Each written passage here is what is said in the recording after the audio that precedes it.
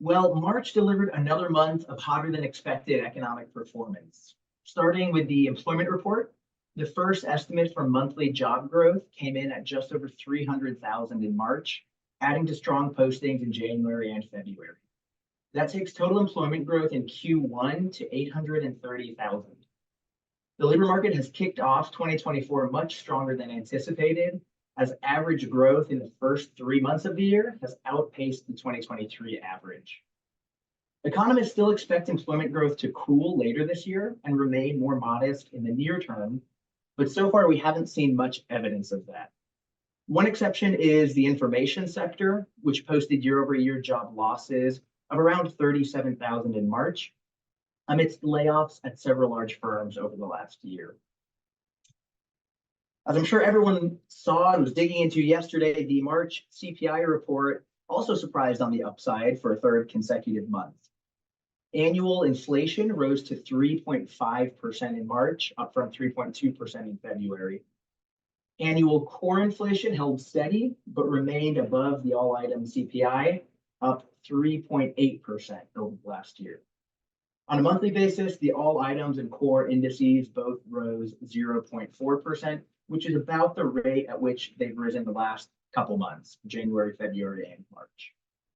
The first 3 months of 2024 have seen a resurgence of CPI inflation. Price increases accelerated and outpaced trailing year inflation. On an annualized basis, the all items prices were up 4.6% in Q1, and core prices rose 4.5%. So clearly higher than the 3.5 and 3.8% over the trailing 12 months. Both indices are running well above the Federal Reserve's inflation target, although the Federal Reserve targets PCE inflation, not CPI. March PCE data will release at the end of this month. The PCE has shown more modest price increases than CPI, but PCI inflation also accelerated through February.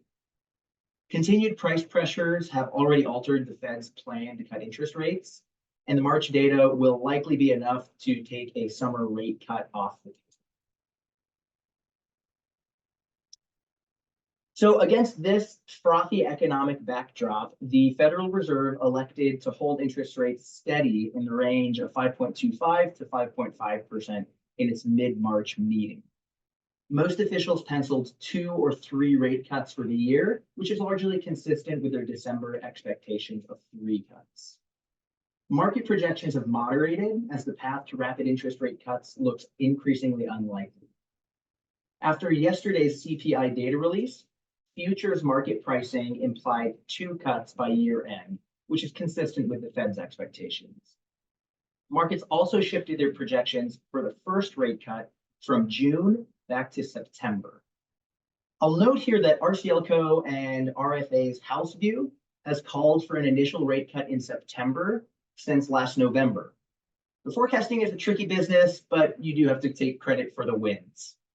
We'll see if rates play out as we and now the markets expect. Now the chart on the right here shows probability distributions for where the federal funds target rate will end the year. Probabilities are computed based on pricing in interest rate futures markets. The purple curve on the right-hand side plots probabilities derived from futures pricing on April 10th, shortly after the March CPI data release. It shows that market pricing suggests a 35% chance that the federal funds rate will end the year at 4.75 to 5%, which would imply 2 standard rate cuts of 25 basis points each. It shows a slightly smaller 33% probability of just 1 rate cut for the year and a 12% probability of none. The other 4 curves plot the same probability distribution based on futures pricing at different dates. So as the red curve shows, on Tuesday, April 9th, the day before the March CPI release, futures markets expected 3 rate cuts for the year. So markets adjusted quickly to expect 1 fewer rate cuts after that March CPI data came out. The blue curve on the left shows that at the beginning of the year, futures markets were priced to expect 6 rate cuts, double what the FOMC was calling for at the time. So the movement from curve to curve here indicates that the expected number of cuts has steadily declined as the economy has remained hot so far this year.